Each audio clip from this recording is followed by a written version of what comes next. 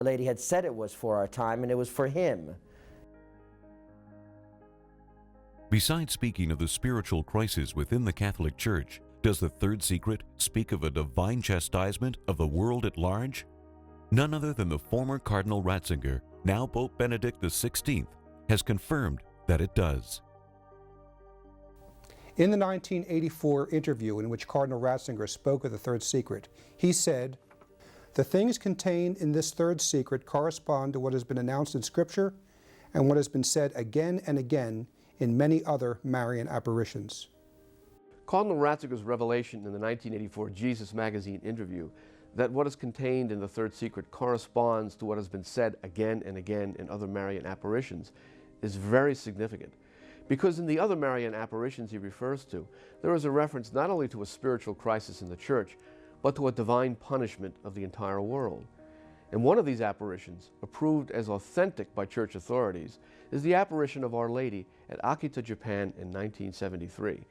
In this apparition, Our Lady speaks of a twin chastisement, a chastisement within the Church consisting of a crisis in faith and morals and discipline, and a divine punishment of the whole world.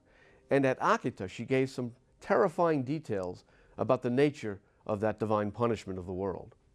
And by choosing to appear at Akita on October 13, 1973, the very anniversary of the miracle of the sun, Our Lady was sending a message, unmistakably connecting the Akita apparitions to the Fatima apparitions. In 1973, at Akita in Japan, the Virgin Mary spoke to Sister Agnes Esagawa, a deaf nun. While praying in the chapel, Sister Agnes witnessed a great light surrounding a wooden statue of Our Lady. Sister Agnes then heard a voice coming from the statue, which delivered 3 messages to her. The first in July, the second in August, and the last and most important message on October 13, 1973. Our Blessed Mother warned, the work of the devil will infiltrate even the Church in such a way that one will see cardinals opposing cardinals, bishops against other bishops. The priests who venerate me will be scorned and opposed by their confreres. Churches and altars sacked, the Church will be full of those who accept compromise, and the demon will press many priests and consecrated souls to leave the service of the Lord. In the same message, the Virgin further warned that not only the Catholic Church, but the whole world will suffer the consequences of this loss of faith. She further said, if men do not repent and better themselves, the Father will inflict a terrible punishment on all humanity. It will be a punishment greater than the deluge, such as no one has ever seen before. Fire will fall from the sky and will wipe out a great part of humanity, the good as well as the bad, sparing neither priests nor faithful. The survivors will find themselves so desolate that they will envy the dead.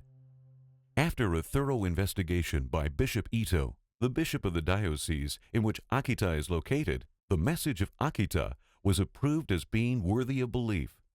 Howard D., the Philippine ambassador to the Vatican, said in a 1998 interview with Inside the Vatican magazine that Bishop Ito was certain Akita was an extension of Fatima, and Cardinal Ratzinger personally confirmed to me that these 2 messages of Fatima and Akita are essentially the same.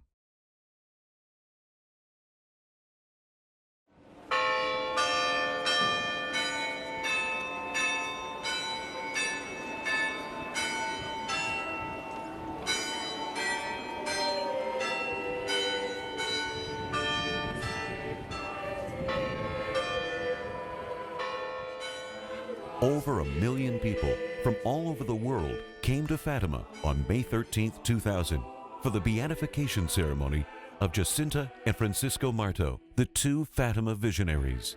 During his homily, Pope John Paul II referred to the Great Red Dragon in chapter 12 of the Apocalypse.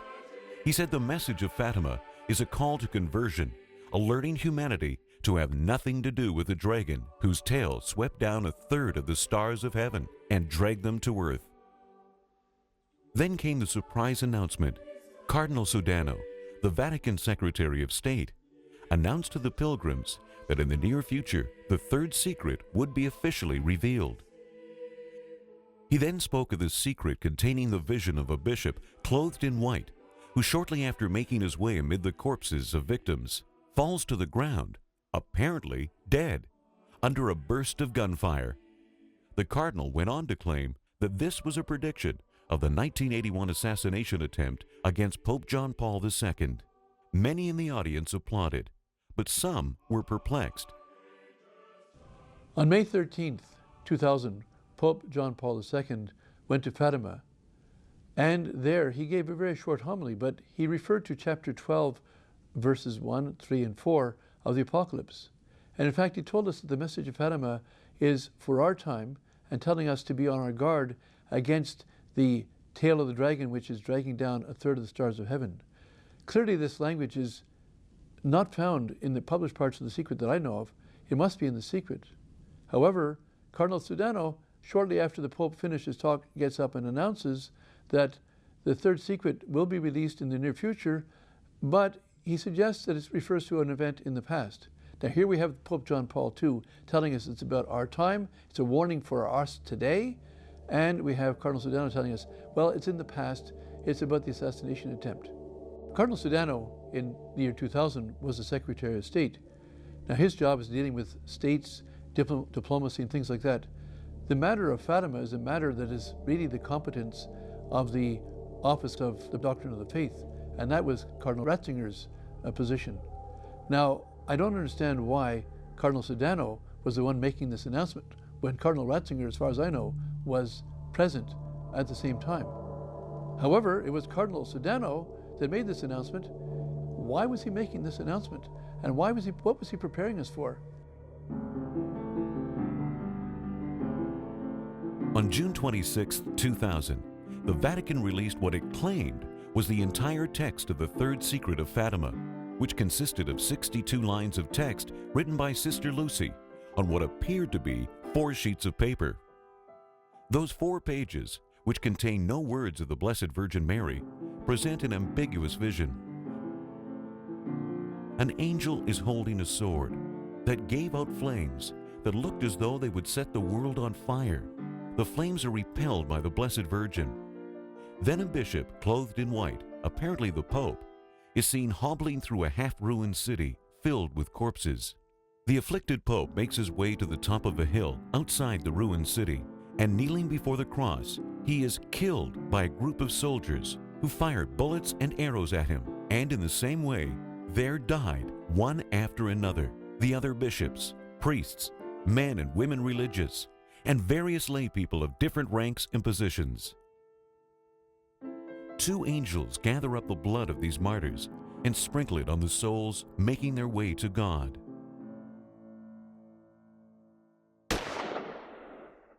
The Vatican commentary on the purported secret suggested that this vision pertains to the failed assassination attempt on John Paul II on May 13, 1981, in which the Pope was not killed.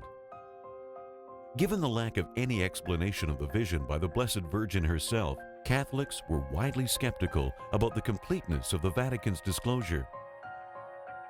How could the Virgin Mary have remained silent on the meaning of the Third Secret of Fatima?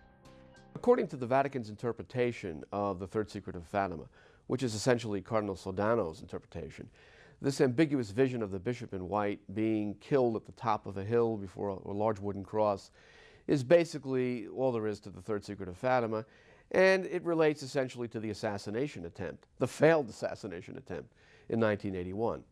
The only problem with this attempt at an interpretation is that it fails to mention any of the things that Fatima scholars, those who read the Third Secret, anyone who had any knowledge of this matter, knew were involved in the Third Secret. The loss of faith in the Church, the liturgical changes, all of the things talked about in the prophecy of Pius XII about the suicide of altering the faith in the Church's liturgy, theology, and soul, the apostasy in the Church that begins at the top. There isn't a single reference to any of this in the Vatican's interpretation of the Third Secret. And why is that? Because what they published in June of 2000 doesn't contain a single word of the Blessed Virgin Mary to explain the vision of the bishop in white. She is utterly silent on the contents of the Third Secret, and that doesn't add up. You know, Sister Lucy said that the secret should be opened in 1960 because it would become clearer then. Then we were told in 2000 that the third secret was about an assassination attempt against John Paul II in 1981. Why would an assassination attempt in 1981 become clearer in 1960? The Vatican put out its interpretation of the third secret of Fatima in the year 2000.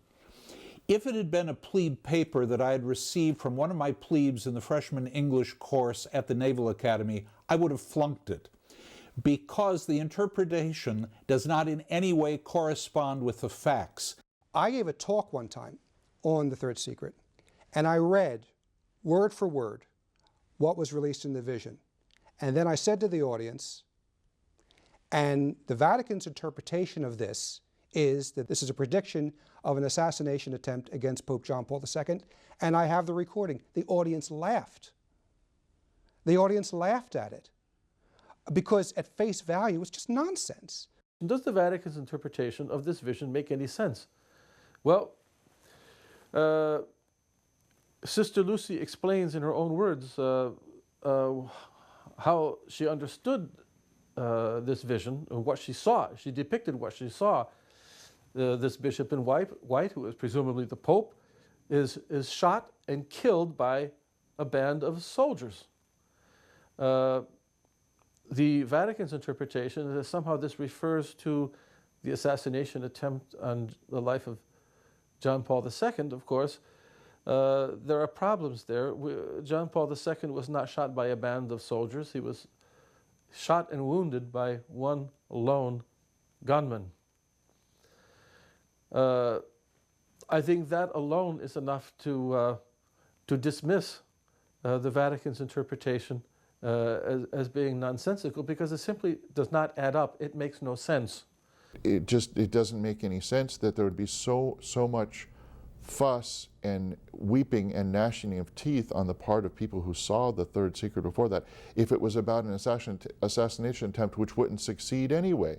It's so silly, even the New York Times looked at it and went, huh?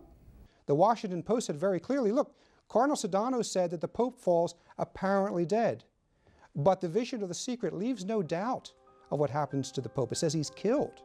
So, Your Eminence, you weren't being honest with us. You gave us a falsified picture in order to force fit your interpretation upon it. There are very specific images in what they claim is the third secret. Their interpretation does not match it at all. There's other things the Washington Post pointed out that doesn't jibe. First of all, that the Pope in the vision is killed by a group of soldiers. But on May 13, 1981, there was not a group of soldiers, there was a single gunman. And the Post said, in the vision, cardinals, bishops, priests, lay people are also killed. But on May 13, 1981, no one else was shot at except Pope John Paul II. A man in white climbing a hill who is shot with bullets and arrows and falls dead is not someone who is shot with a gunshot and recovers. It does not connect. It's not solid or even intelligent interpretation. And the idea that this Bishop of White walking through a ruined city, through the bodies of his priests and prelates up to a hill where he's going to be assassinated, had nothing whatsoever in common with Aliaga, taking a couple shots at John Paul II in St. Peter's Square. There was nothing, there was no correspondence between the events. For example, what is the half-deserted city, the desolated city? What does that mean? Does that mean an atomic war? Does that mean, is that an image of the church? That's not made clear at all or spoken of. There's just overwhelming circumstantial evidence to indicate that we're dealing with a two-part secret, as Father Schweigel said, involving two distinct texts. It's so obvious that even Italian television commentaries are talking about the theory of le due buste, or the two envelopes, to use the Italian phrase. It is impossible not to notice the number of discrepancies between what was known about the secret prior to 2000 and what was revealed on June 26th of that year. We know that the Vatican said in 1960 that it was not going to reveal the third secret of Fatima to the world as expected.